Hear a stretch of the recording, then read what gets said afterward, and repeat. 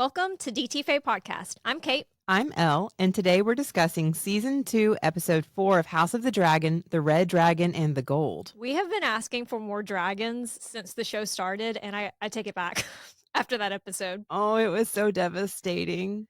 We knew it was coming, and I mean, it was so well done. Like, it was fun to watch, like the dragons and all of the action. That was probably like the most action we've had so far, but it was, I mean, I was tearing up about these fictional characters and dragons. Yeah, once you could tell it was a trap, that was brutal. When Maelys like looked back at her and they looked at each other, it was just...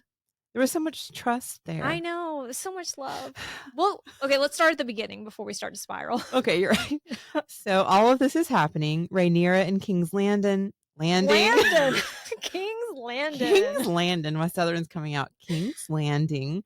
Criston Cole marching, an entire ass battle, and Daemon is riding the haunted mansion ride at Harrenhal. Still. I love the spooky vibes. Like, I love Harrenhal, and I love that storyline, and I think it's a great insight into his subconscious. Yeah. Like, this character that didn't... We've been complaining since the beginning that he didn't have any layers. Like, his whole personality was smirking. Yeah, we need to see more. But we need to move on. Like, he is slipping out in and out of, I guess, their visions or their dreams, or it's like a poison-induced psychosis. We don't really know what's going on there. Yeah, important things are starting to happen around him. I need him to be paying attention. Well, and now. I mean, he's going to be really upset with what just happened, because his whole battle strategy was, I can't take on Vhagar.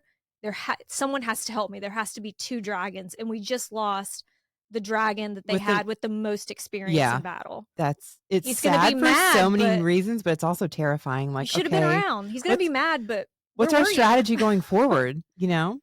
Like last week's vision of young Rhaenyra stitching up the child Daemon ordered killed. This time, she's in the Red Keep wearing a too big crown, accusing her uncle husband of trying to destroy her. He's so shook in that moment that he's actually not smirking. I was like, a different facial expression. I know, it's kind of nice to Daemon? see something different on him. She's also calling him out on that permanent chip that he has on his shoulder. How creepy was it when the severed head kept talking, though? They might be going a little overboard with the symbolic dreams. Like, it's very Sopranos. If you ever watched that show, whenever... I don't know. I don't think it's lazy in a show, but it is like they're trying to show us what's going on in his head. And I appreciate the insight, like I said, and it's giving Matt Smith some more range. I'm kind of glad that it's in his head, though, because as we know, the character... You know, he's so used to having like a strong front, strong facade. Like, that's how I want to see that character. I don't want to see him crack, but I do want to know what's up. So I kind of appreciate the insight. I do too. And something that stood out to me is when Daemon cuts off Rhaenyra's head in the vision, the crown falls to the ground and he doesn't pick it up. He doesn't pick up the crown. He doesn't sit down on the Iron Throne. Like, Otto was always the one saying, like, you can't trust Daemon. You got to watch out for Daemon. Yeah. He wants the throne. He's going to try to take it. And it's actually the person that he needed to be worried about was his grandson. You know, like, bootleg Daemon, not actual Daemon. Aemond is the one that you needed to be concerned about. Yeah. Man. The call's coming from inside the house. Yeah, like it's your own family that you need to be concerned, because I know that Daemon did have that second son syndrome, but he is not trying to take the throne from Rhaenyra, and he's not always going about it in the right way, but he's supportive of her. He's always been supportive of her. He loves his family. I will say that he and Aemond are very parallel in that they both are very devoted to their family. They're very loyal with it. But I don't know. Yeah. Making all these assumptions about Daemon wanting to just take the throne, I don't know that he's ever directly made that statement. He just wants to be a strong force. He was just a wild card. He was just like a little unpredictable. But I think my favorite part is Daemon seems to have forgotten what Aemond looked like. So he just cast himself as Aemond in his own dream. He was like, what does that guy look like? I know he has an eye patch. Whatever. I'll just use me. I mean, I did like the parallels again of Daemon not being able to understand, or I guess here, young Rhaenyra's High Valyrian mumbling and Aemond flexing on Aegon with High Valyrian. I know. Someone needs Duolingo, because that was so embarrassing. It was having to watch. Oh God, I've seen the funniest memes about it online. I know, there are a lot of funny memes of just like the woman with the math going on around her of when Aegon's just, and he's like, we do war? Or whatever he says that doesn't make sense. And Aemond's just like, and you're like, Aemond has the Daemon smirk. Yeah, but the whole table seems to know we're missing something. Well, the whole table's like, I'm uncomfortable. Great. A couple of important things happen at Harrenhal. One, Daemon is informed that Criston Cole has taken houses Rosby and Stokeworth. Two, he meets with poor little Oscar Tully, and it's even more obvious that House Tully is useless right now, at least as long as Grover is alive. And there were a couple little funny Daemon moments where he's like, well, have you considered smothering him? It's just so It's blunt. so innocent, too. Like, whatever's happening in House Tully, they're not being raised I know. to understand political maneuvering. Well, I was a little confused where Oscar's father, Elmo, and brother Kermit Tully, and I know what you're thinking. Oscar, Elmo, and Kermit. Yes, he named them after Muppets. Yep. Kermit is a great character he's the one who really raises the profile of House Tully. And he, Oscar, and Benjicott, who we've talked about a lot, who finally got mentioned in this episode, by the way, they're the ones that we've talked about becoming known as like the lads. So I'm interested to see, who they're going to include, who they're not going to include. But also, House Tully is split at the beginning of the dance. At least, Grover is pro-green and Elmo is pro-blacks. So I don't know. We're going to have to wait and see who of House Tully is included, because sometimes they'll combine characters into one, or I don't know. But we thought that, when we saw the battle and we, saw whatever made up character they had from House Blackwood, we were like, oh no, we're not going to get Benjicott. And now he's finally mentioned. Yeah, they so finally maybe referenced Kermit's him. coming down the line. But there are a couple characters that I'm like, man, I know that you can't do everything, but I really hope that they But if they're going to be pivotal characters to move the plot along, hopefully we'll meet them soon. Right. And Daemon officially meets Alice Rivers.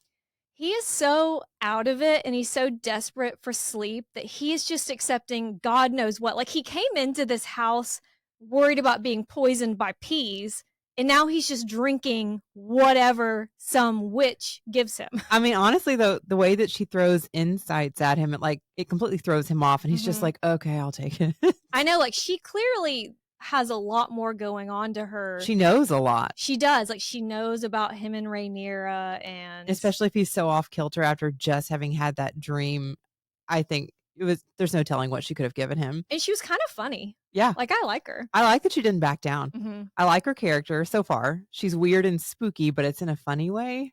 I do have a theory about what Daemon drank, and it's a connection to Bran. Oh. So we know the history of the weirwood trees, like the importance to the old gods. Daemon is even sleeping in a bed made from one of those trees, which I think is interesting. Yeah. But there's also weirwood paste. When Bran Stark is training as a green seer, he's given a thick paste, gross, to awaken his gifts and, quote, wed him to the trees. The paste is made by the children of the forest and may or may not have had blood in it, which may or may not have been from Jojen Reed, which is a whole other thing. You remember him from the show? He had green sight. And we don't know if that was willing or unwilling. It's more of a theory, but he just kind of disappears in the book. Like, he's not dead like on the show, but he's disappeared, and it's like, was he in the paste? So just too long didn't read. It could have been weirwood paste. Wow. Or it could have been Shade of the Evening, aka the Wine of Warlocks. And that's the drink that Dany is given before she enters the House of the Undying. Although, from what we saw, what Daemon was given, it didn't look blue. And there are so many mentions of the trees that it makes me think it was the paste. But it was just a little moment of, this could be this. That's the first time I've noticed the weirwood trees being mentioned in the show. And we had just talked about it in our episode before it aired. And then she was referencing his bed. So it seems like it could be that. Yeah, the connections seem to draw it to being the paste. But it's like, what is it awakening in Daemon? Where's this going to go moving forward? Right, I don't know. Is she just trying to keep him so off kilter for as long as possible until, what is she planning? Or is this going to aid some cause some way? I don't know. I'm very interested to see. But like with the House of the Undying, you're like, is he seeing shit because of Harrenhal or because he's been given a hallucinogenic? And an even bigger question is, why is she fucking with Daemon? They meet in the book, sure, but her story is much more intertwined with Aemond. Well, as far as we know, she hasn't met Aemond yet. Yeah. So maybe she's just fucking with things to move toward a certain future? Like, maybe, I don't know. What's her bigger goal here? Exactly. I mean, again, maybe she can see her future with Aemond and she's already trying to undermine the Blacks. Or is it possible that she wanted Daemon first and he's somewhat immune to whatever magic she has, so she's had to resort to drugging him, you know? Sexy. And then later her charms work better on Aemond because he's kind of immediately taken with her because he, you know, slaughters everyone except for her. Oh. I know. Great. Romance. Kind of like Melisandre. Is it Melisandre? Melisandre and Stannis? Right. Yeah. Melisandre. And Aemond has a type, and it's old bitches. That is she fits his type. Bless his heart. First that prostitute, then Vhagar, and now Alice. He has a type. So Alice true. ordered Daemon on like Temu, and he got Aemond. Like, I don't know. I hope they don't pull any sort of like an assault angle where Daemon can't consent and she takes advantage, because I would not like to watch that. But I do know there is going to be a big Rhaenyra and Daemon reunion. I don't know when that's going to, hopefully, I mean, maybe it'll happen tonight, but yeah, I don't know. Speaking of Aemond, I think we saw what Alicent meant when she was telling Rhaenyra, you know what Aemond is. And now we see what Aemond is. He was made fun of. That's kind of Alicent's fault. But he's a deeper thinker. He's paying attention to a lot of the details and he's strategizing, where Aegon's just like, we war? Yeah, we war. Aemond made him look like a fucking clown in front of his own council. It's been a long time coming. Well, I mean, he made fun of him, but yeah, he got it back. A real revenge of the nerds. Right. Aegon's not getting CC'd on emails. He's not invited anywhere. But then bigger picture, I don't think Aegon ever even really wanted the crown to begin with. Like, I think he enjoyed getting the attention for once because his father never paid attention to him. His mother is Alicent.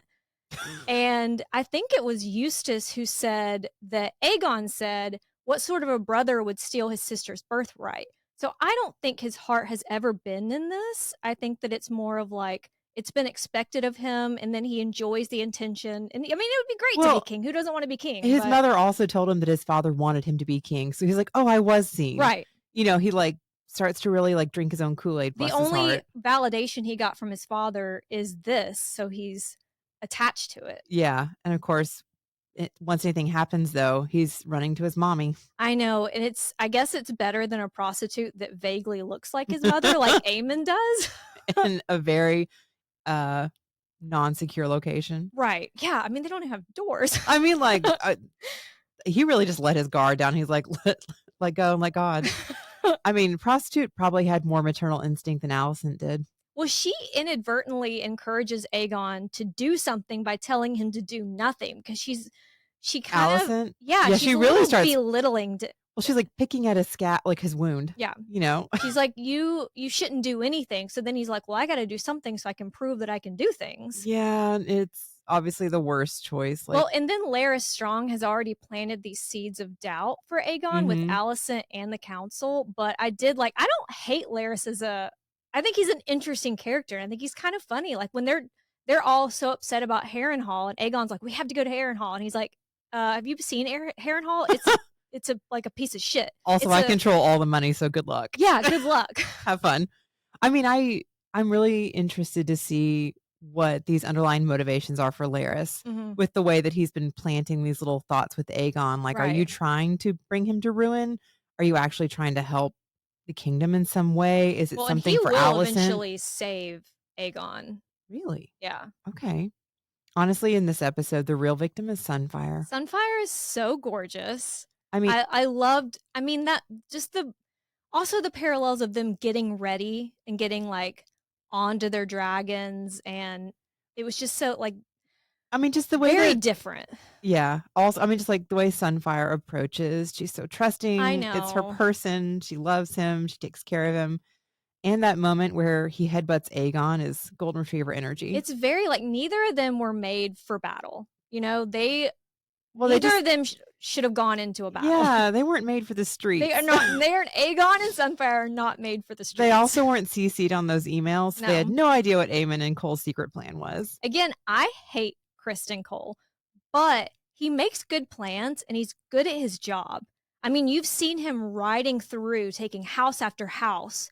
He is good at his job. He's just a shitty person. Yeah, I mean, no, that's why no one wants your babies. He's making smart moves, but also bad haircut, good at his job.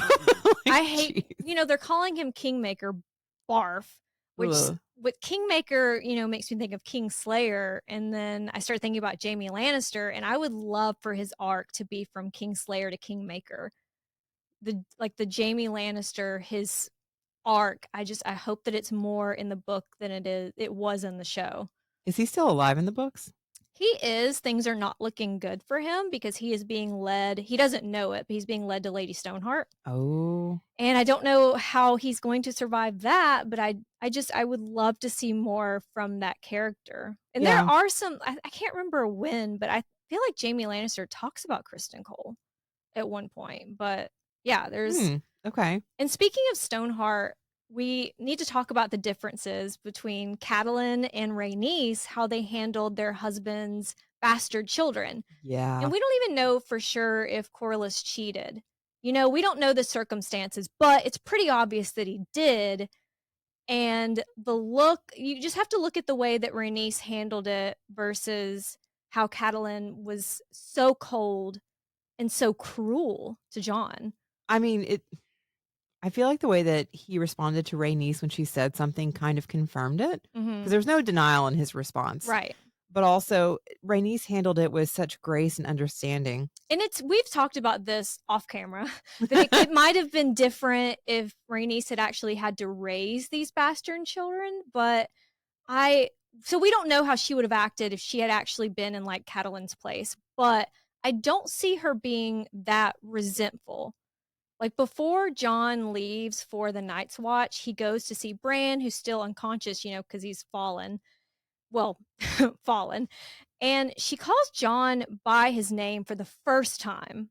And so he turns. And I mean, he thinks this is going to be a real moment. And she just says, it should have been you. I mean, it's just, I know Catelyn's been through a lot, but that's some real misplaced anger. It is. Like, that is cruel. It wasn't Jon's fault that he was born, and you don't even actually know all the information. I know that she was lied to, but Ned didn't even actually cheat, when it comes down to it. But even then, like, Rhaenys has already shown more empathy.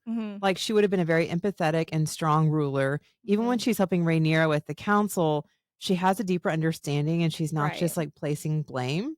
So like, Catelyn seems like she can't control her feelings and just takes it out on a poor child. I know. She's actually talking about that to what is that scene?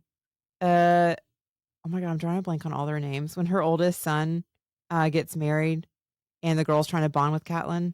She actually talks about like a time when Jon was sick as a baby. Yeah. And Catelyn felt like it was her fault that he was sick because she couldn't love him. But even then, she still couldn't love him. And I'm like, that's the real flaw. How can you look at a baby and it's a baby? Catelyn, they could never make me like you. No. I just do not like that But character. Rhaenys seems to like just have a stronger understanding of what's been happening. Also, the child is kind of old. So like, I don't know how long Rhaenys has been with Corlys, but like maybe it was when they first were together, or maybe it was before. Like, we don't know a real timeline. Well, but she doesn't actually seem that upset with Corlys. No, and that part of that is you marry. This isn't every man with like a job where he travels is allowed to cheat, but it's probably a little bit expected when you marry like a man of the sea, or like a man that's going to be gone a lot. That something like that. He's used to roaming and not really having a home that he comes back to and like is loyal to, or like. Yeah, but there's still love. They still love each other. Well, also, I'm sure that many wealthy men, had what's the word? I'm not trying to say prostitutes, mistresses. Yeah, like women on the side. So, like, whether she likes it or not, I guess there was a potential that could happen. So she may be frustrated, but it happened. What am I going to do now? Well, she has the insight of being like, well, this sucks. Not the kid's fault. Like. You can still be upset at a situation and not look at someone and be like, I wish it had been you. Yeah, that was like super uncalled for, especially because he's been working so hard to like show his family how much he loves them. And like, I think Jon Snow did not deserve that. No, I think that she also made in front of the old gods, said that she was going to, I can't remember that. I'm going to say this wrong, but I feel like I remember her saying that she was going to love this child or raise this child or protect this child, and she just couldn't. I think that was when he was sick. Like, I think she made a promise, like, if you get him through this, I will correct my ways and do better. And she's like, psych. God, what a bitch. I mean, but Rhaenys and Corlys, they do feel a bit like Ned and Catelyn in the beginning, because it started as a political marriage. So that's another thing. If this happened in the very beginning when you didn't have the bond that's the same, like, she may not be as mad based on the timing of everything. You know, they eventually grew to love and respect each other, but Catelyn is just happy to bear a grudge, apparently. Well, and compared to other relationships in the universe, I would say they're one of the most stable. Yeah, you mean Rhaenys and Corlys? Yeah, they're definitely very stable by the end. They're a partnership. Well, thank God Rhaenys was there to hold the council back while Rhaenyra was gone, because they were starting to get very hype. I mean, even in this episode, Corlys had to show up to be like, "Excuse me, who are you talking to?" That's another example of I loved them as a couple. Yeah, they're truly like a team. Well, and I love also that she stands up for herself. Like, don't forget who you're fucking talking to. Yeah, who my father was. But really, Jace was so pissed with that. He was so mad. He is, first of all, he's serving Luke's. Like, every time you look at him, he's like, everything that's happening, he's like, "That's not what I recommended." I love that, we see Rhaenyra come back to her council having exhausted all other options. She's now rocking her Visenya battle braid, and you're like, oh shit. She means business now. She means business. Also, I love you. Like, you're my son, and you're my counsel. I don't have to fucking explain myself to you. I don't have to tell you what I'm going to do. I mean, it would be great if the council would have stopped her. Jace, you're barely more than a baby. Right. You're learning, so take notes. Just because you're a male doesn't mean you get to tell me how things should be. Like, oh, no. Yeah, I would have a problem with I would have trouble reining in my anger. Age trying to lecture me. And it also, he probably, now that he knows about the prophecy, he probably is a little more understanding of like, okay, you needed to exhaust every option. Yeah, but like also, peaceful. If she's already having issues getting her counsel to respect her and trust what she says, yeah, you're not helping. I do not need you to undermine me. You are my child. You are still a child. We will discuss this offline if you have questions, but you're always supposed to support me. That's why you're here. I do love though that Jace always backs up his wife. Yeah. He's always like, I had to think for a minute. I was like, is he married yet? But I know what you mean. Bayla's the only one, like, she's the reason we know about Rook's rest. She wasn't playing around. She did a good job. But I think that we're going to see a different Jace moving forward. Especially now that he does know the prophecy. Right. And they're going to start making moves. Things are changing dramatically. And Rhaenyra she says that she'll go to Rook's rest. Then Jace is like, I'll go. And then Rhaenys is like, you have to send me. And it does make the most sense. Like, Rhaenyra shouldn't go. Jace, no. I mean, Rhaenyra just lost a son. She doesn't want to send him. Probably a little bit for selfish reasons. But also, he's got no battle experience. Off in Harrenhal. It's like, it had to be Rhaenys. And she's right. Like, her dragon, Meleys, the Red Queen, has battle experience. Yeah. The only one that they have that has the most battle experience. I know. I just hate that she only sent one. They should have had a backup just in case. Well, like you can't trust anybody. It was Daemon's plan to always take two, but he's too busy tripping balls. Facts. So, and they were also not expecting Vhagar. Yeah. I mean, it could have been that 2 dragons died if they took a backup because it's Vhagar. You know, I don't know. I think 2 dragons, the right 2 dragons can take Vhagar. Also, are they training? Like, you know, like I know people are probably always working with swords and like staying in shape. No, that's a good point. You never really see.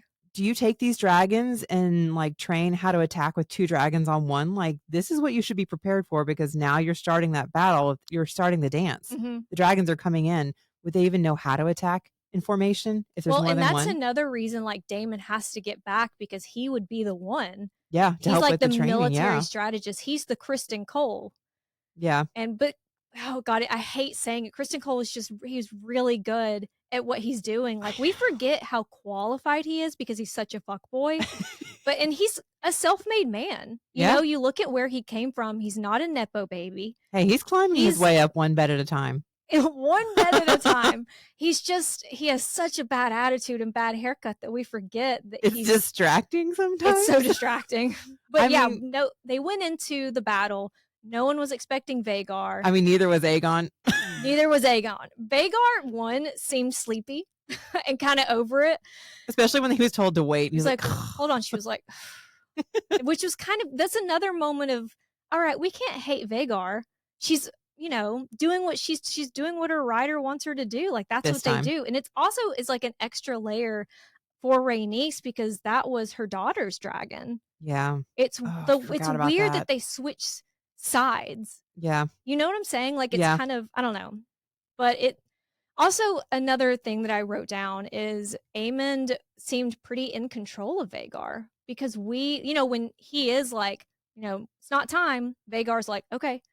Yeah. It doesn't take off against his wishes. And after Luke, we had been discussing like maybe he's not in control of Vhagar, but he is, which makes you think, I guess he did want. Well, it makes you wonder if like the direction he gave Vhagar with Luke was too vague, and so he's like, "Whoops, that's not the right direction." Or Vhagar maybe picked up on that's actually what he wanted. Yeah. But then afterwards, he was like, "Oh fuck, shit! I didn't mean to quite that, but you did." Well, now we see what he's willing to do to his own brother. It's like, well, of course he would have done that. The way that this all played out. Side note, also, I can't help but wondering if Meleys would have been able to take Vhagar one-on-one without Sunfire being in the way, because like she held her own. Right. I think that Meleys, also the strategies of the different dragons, and I guess that would be from their writers. Mm-hmm. Meleys was relying on fire, not on fire like the others, but teeth and claws. Well, since she was smaller, Vhagar may be huge, but not going to be as fast. She's not going to be as agile, and because Meleys is smaller, she can get somewhere that Vhagar can't reach as easily. So like, there's different tactics for sure. Yeah, she was using teeth and claws. Yeah, the blood part of Fire and Blood. Well, and those poor soldiers. No, that's the actual victim. Or those, and I don't, because some of them probably didn't even believe what they were fighting. They're going house to house and forcing people to bend the knee, and then they're gaining all these soldiers as they move, and it's like some of these guys, they don't actually fucking care. It doesn't affect them who's on the Iron Throne. It doesn't change their day-to-day life. But this is their job. This is their job, but now they're having this blood rain down on them. And I know that it's Rhaenys' style. Like she would never run from a fight. Like that's just not her. She did have a chance. But she had a chance. And I'm sure Daemon, he was so upset when he's like, you could have ended this war before it started. I have to imagine if he was in her head a little bit and she was like, I can't go back again after having a chance. Yeah. Well, also, I can't just flee. That makes us look terrible. There's the optics. There's the fact that it's got guilt on her shoulders. Like gone back, she could have been like, hey, Aegon's down. Now's the chance. Like she could have taken Aegon. That would have been the perfect time. Well, yeah, if she had gone back to the council, they could have put together like a very quick plan of the king's down. Let's go into King's Landing, Yeah. So but then again, like she's not going to run from a fight. I mean, Vhagar wasn't at King's Landing, but would have caught up. So also you still have to be prepared on that front. I do think that she could have gotten away. Like if in that moment where there was a little bit of space from Vhagar, she's faster. I don't think Vhagar could have caught her. That's true. And I don't think that Vhagar was going to. Aemond looked kind of like, whatever, just go. Yeah. He didn't look like he was like, let's kill them all. Mm-hmm. Also, does dragon's blood, is it acidic? So like, I know they're getting covered in blood, which is gross, but like, is it burning? Yeah, it's like burning them. Ooh. So that's a very vicious. So like you're hurting your own soldiers. Yeah. And that's before a dragon could potentially just fall on them. Well, and I think that's something that landing Cole is realizing is the whole thing is a bit horrifying. Well, yeah. And then Aegon flies in, and it's just, he's trying to like repeatedly signal Aemond. Like this is taking a turn. He's trying to signal Aemond because he doesn't even realize that he needs to protect the king from Rhaenys and Aemond. Yeah. He doesn't understand until you see war with dragons, you're not going to understand the gravity of it. You know, like it's in theory, you're like, yeah, send a dragon in. That'll be badass. And then you're watching your soldiers that you sent in have that blood rain down on them. It has to be a realization of, oh shit. I mean, they're burning it like from fire and from the blood. Like everything is just going sideways. Even if you're quote winning, it's who's really winning if everybody's dying. And he gave a pretty good speech. I mean, he that's what I'm saying. He's a really good strategist, is because he saw his king come in and he was like, oh fuck. But then he turned it into, your king is here. Your king is here to fight for you. And people got hype. Yeah. Ooh, and the way they try to spin it after this is interesting. I know, I'm interested to see the aftermath. There's also like that moment when Aemond watches Aegon fly over and he's like, idiot. But then Aegon sees Aemond and he's like, yay, yay, you can help. I wonder how Aemond's going to explain that. Like if there's going to be a lot of gaslighting of, oh no, I wasn't pointed at you. That was an accident. Well, and now he can use that whole like situation with Luke and be like, oh, Vhagar was too bloodthirsty. It's fucking Vhagar. Sorry about that. Thought we had a move we could make. I mean, I just have questions about whatever was about to happen to Aegon when Criston walked up. And we'll have to see, if Aegon is in any sort of shape to even tell his side, or if Aemond is just going to get out there first and shape the narrative. And I think that that's probably what's going to happen based on pictures we've seen from the next episode. Mm-hmm. This is what I'm talking about, the layers of all these characters. I understand Aemond. This is his childhood bully who's turned into he has to watch him being a fucking dumbass every day. You don't know High Valyrian. You're not training. You're not studying history and philosophy like I am. Battle tactics, I have the largest dragon. Your dragon's cute. It's a baby. Like, I get it. He also has the second son syndrome. Him, Daemon, Otto, they all have that I need to prove something. Yeah. I mean, I can understand Aemond resenting his brother a bit. And did that happen in the book? So overall, I would say Rook's Rest is the same in the show and the book. There's a couple of pretty big differences. The biggest, I would say from the book is Aegon was CC'd on the emails. Oh. So he did know about the surprise attack. He knew the plan. So Aegon's fall seems a lot more accidental in the book. Like it says, two more winged shapes appeared, the king astride Sunfire, the Golden, and his brother Aemond upon Vhagar. Criston Cole had sprung his trap, and Rhaenys had come snatching at the bait. Now the teeth closed around her. So it was much more a group project planned, and everyone knew what was happening. But like a lot of changes that the show has made, I actually love this one. I feel like this one seemed more in character. Like I appreciate Aegon being allowed to like pretend to help in the book, but it made more sense that he's realizing his uselessness and like lashed out, especially after drinking, wanting to do something to show he was a strong man. That's the way they've been building his character. It made sense the way they did this. Well, and also when you think about the book, and we've talked about this so many times about how it being like a history book that you can't totally trust. Maybe Aegon didn't know, and then Aemond did shape the narrative. And no one ever found out. Like, who's to say this isn't what happened? Like with Blood and Cheese and some of the other things, who's to say what we've read is the only, it's like lowercase t truth. Yeah. I mean, it also adds more layers to Aegon and Aemond. In the book, the dragons meet violently 1,000 feet above the field of battle, which I'm that guy who was just staring. Like, he's like, how would you not watch I need to know what's going to happen. But Meleys closes her jaws around Sunfire, and Vhagar RKOs everyone, and they fall from the sky. I don't think that any of it, even in the show, was premeditated on Aemon's part, which is even more interesting, that it was a game time decision. Aemond didn't set a trap for Aegon. This wasn't a plan within a plan, but he saw his opening when he saw his brother. Yeah.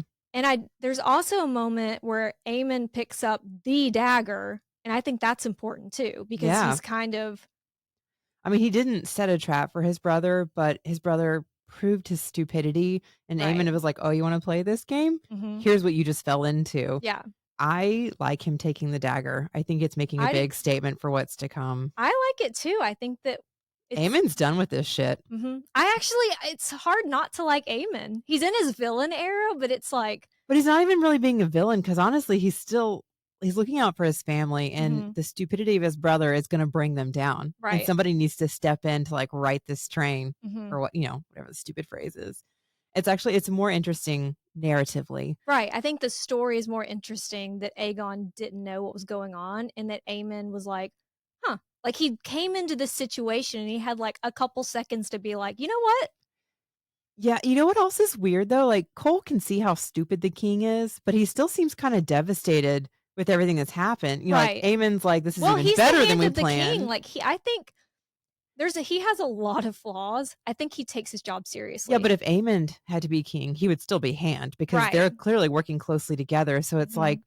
is it because of your ties to Alicent that you feel the need to protect her child? Mhm. Because like, there's no way you actually respect Aegon. Yeah. There's no way you actually think he should be sitting on No. the throne when he's a petulant child. Mhm. It's wild. It is. And There's so many like layers here. there's so many layers, and we're gonna see the aftermath of Rook's Rest on both sides. Like Corlys is not happy. He basically pulls a Catelyn and is like, "It should have been you" to Rhaenyra. Ooh, That's in the book, but I'm in your the queen. show, Rhaenyra did volunteer to go, so I don't think they're gonna go that route. Okay. Because in the book, it's like you didn't go, your son didn't go, but they actually did volunteer. And then Yeah. Rhaenys was like, no, it needs to be me. So I don't know if they'll include that storyline, but he's devastated. He's very upset. Yeah. Well, it's interesting that the first time we hear about any infidelity on Corlys's part is the same episode where Rhaenys is going to die. Like, it almost puts a bad taste in my mouth Yeah. a little bit for like their relationship because it's like, were you guys still on good terms? Everything okay before she leaves and then this happens? I know. I wonder how it'll shape things. Yeah, And it's very I'm interested to see where they go with the yeah, aftermath. I do. I'm sure there'll be some blame going around, but yeah, I don't know. And it's wild that the head of Meleys is taken to King's I Landing. hate that. It was and just the fact that, your king slayed this dragon. I'm like, there's a whole field of people that know that's not true, but Well, okay. also, you're a Targaryen. You guys are supposed to respect dragons more than anyone. I don't care if this dragon was on the other side. This is disrespectful. You're supposed to be the dragon's protectors in return. Right. It's kind of gross. Even if this is a dragon that fought for the other side, like you are the house of the dragon. You are supposed to be you have the connection to the dragons. And yeah, it's gross. And if I were one of the small folk watching, I would be like, ugh. Yeah, it also gives similar vibes to the wolf head on Robb. Right, that's what I immediately Robb, thought that's who of. his name I was not thinking of earlier. Robb Stark. Oh. Sorry. But yeah, it's kind of the same thing of this this level of disrespect that you stoop to. It's one thing if it's like a total stranger, but like this is your family and you guys are supposed to have the same belief set, right, even if you this disagree. is still your family. So it's like you're hypocritical of yourself. Like it doesn't make sense, really. Well, and spoilers from the book, which I guess probably won't be spoilers in a couple of hours when the episode airs, because we record on Sundays. We have jobs. But Aegon is alive. He has some broken ribs. He's severely burned. And I kind of talked about this last week, but he's so burned that his armor is like melted into his skin in parts. I want to say it's his arm. This is in the book, right? Okay, which is interesting because we talked about he was trying on high Valyrian steel armor, which shouldn't be able to melt. Well, and I guess that's why if his skin melted around it, that's why it would go. I don't know. I can't remember the mechanics of the steel, if it melts I wonder or if whatever. they'll give us more information on that tonight. Well, and I think it's like a year before he recovers, and even then he has a really bad addiction to milk of the poppy. And so Prince Aemond is taking over as Prince Regent and Protector of the Realm. Shocked.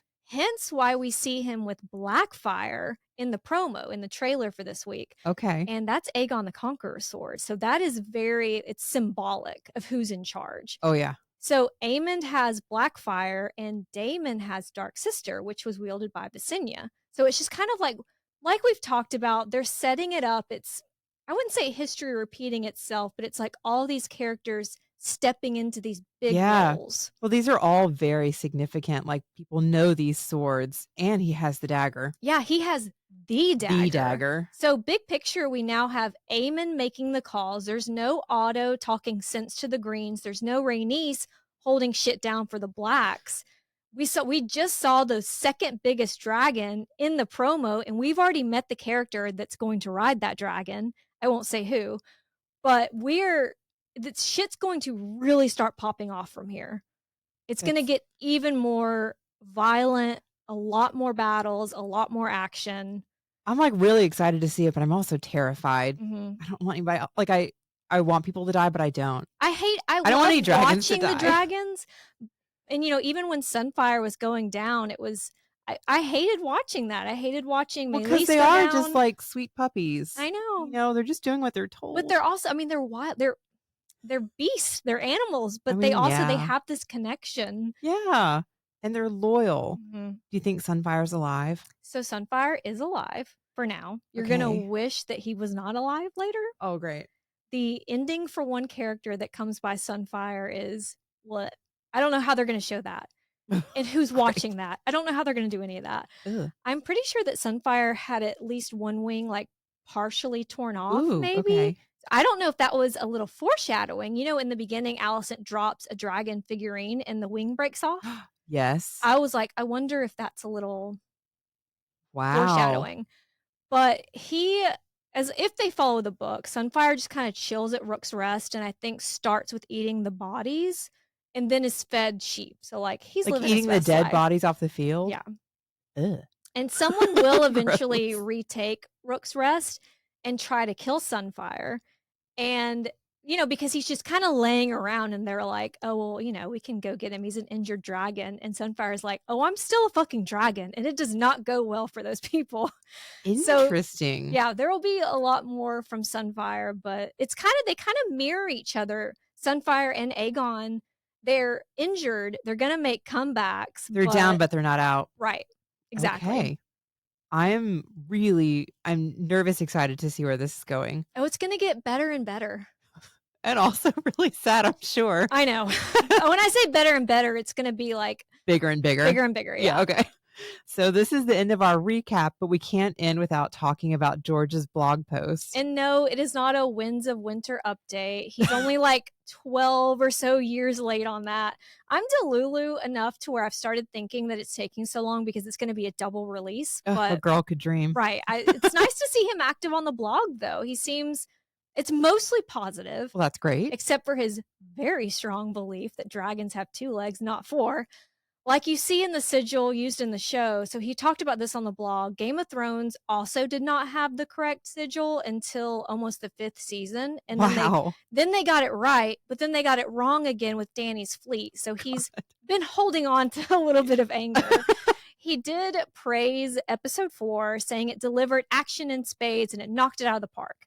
He also says, this is the really exciting part, that we're going to get more dragon rider bond details in the later books, and it's very exciting.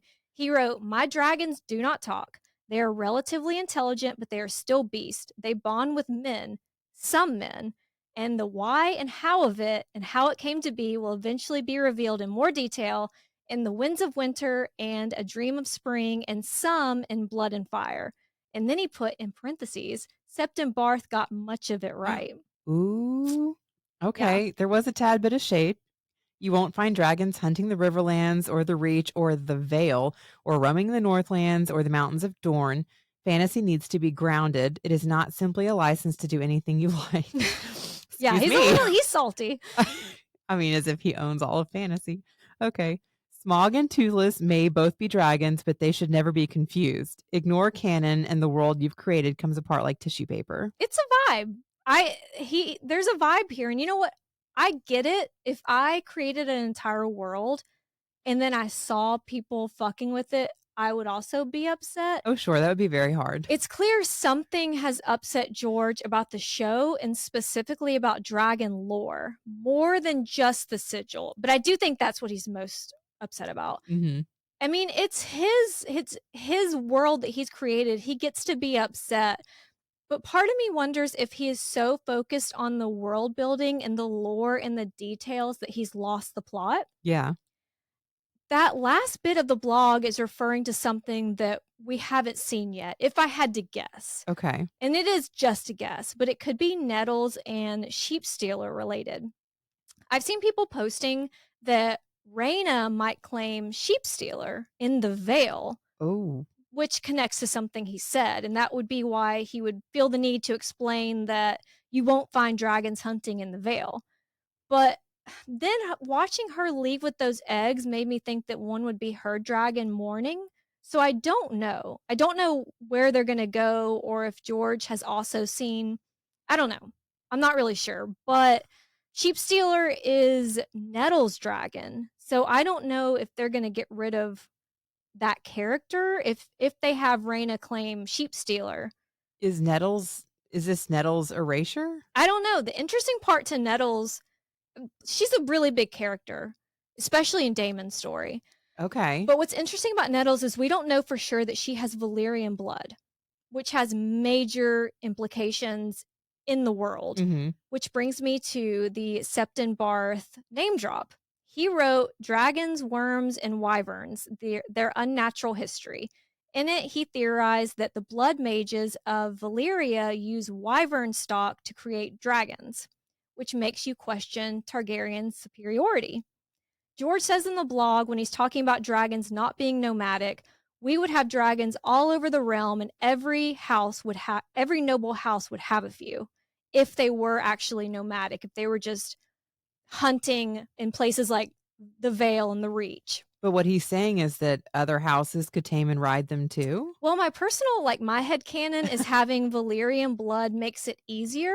Okay. And maybe he's saying that every house would have at least one person that has a little bit of Valyrian riz. I don't know. But it's also because Nettle's story, what's interesting is Sheepstealer is out in the wild and she's approaching and feeding sheep and getting close. Like it's not like an automatic bond. Like it's a relationship that's built that's why, does she have Valyrian blood? Could people who aren't Valyrian or who don't come from that bloodline, can they bond with dragons? And the Targaryens have spread this propaganda so that they seem bigger than they are, more important than they are. I don't know. I think Valyria is very interesting. Yeah. And maybe next week we'll go into the doom of Valyria, which it gives vibes similar to the dwarves delve too greedily and too deep or whatever. That's kind of what happened there. Maybe we don't know for sure. But I have so many questions about Valyria and Barth the dragons wrote about they that used too. to have. And I think Barth was right about a lot of stuff, but other maesters dismissed Barth. But if you look at some of the things that he wrote, it's really interesting stuff. This is just, it's not even related, but a fun aside, since we're talking about Barth. In A Feast for Crows, Maester Aemond hears about Dany and her dragons, and he tells Sam, our Sam, no one ever looked for a girl because it was the prince that was promised, not princess. But he now thinks that Barth was correct in believing that dragons are neither female nor male. Ooh, so she could still be the prince that was promised. Add to that, the prophecy was written in High Valyrian, and the Valyrian word for prince, it's actually gender neutral. So pretty big implications of, it could be Dany. It could be a combo of Dany and Jon. And I know that Jon makes so much sense because of the fire and ice, but so does those characters combined. It's just him saying that Septon Barth got a lot of it right. I know he's talking about the bond, but also you're what else is he hinting at, else? Though? Yeah, it's so interesting. You can't take prophecies that literally. I think it was Tyrion who said that, I can't remember, a prophecy is like a half-trained mule. It looks as though it might be useful, but the moment you trust in it, it kicks you in the head. we can't spend too much time obsessing over every little detail of a prophecy. Yeah, well, because some of it is so vague that you're is it a play on words? Mm-hmm. What else is a situation, a play on words? What else do you mean? But if Barth was right, because he was also right about how you kill a dragon, the death, you can't do it through the mouth. He's been right about a lot of stuff. So then it makes you look at his body of work and think, what else is he right about? Right. Yeah. But back to the dragon switching genders. maybe Dany's dragons will lay eggs. I love that theory, and I actually think that one of the dragons right now is pregnant because we see some burrowing, which is pregnant dragon behavior. Ooh. So Oh, that's so interesting. I know, it's so Oh interesting. God, I hope so, because there were so few eggs left. Right. Oh, I hope so. Well, that's all we have for this episode. We'll see y'all next week for season 2, episode 5. Thanks, y'all. Bye, guys.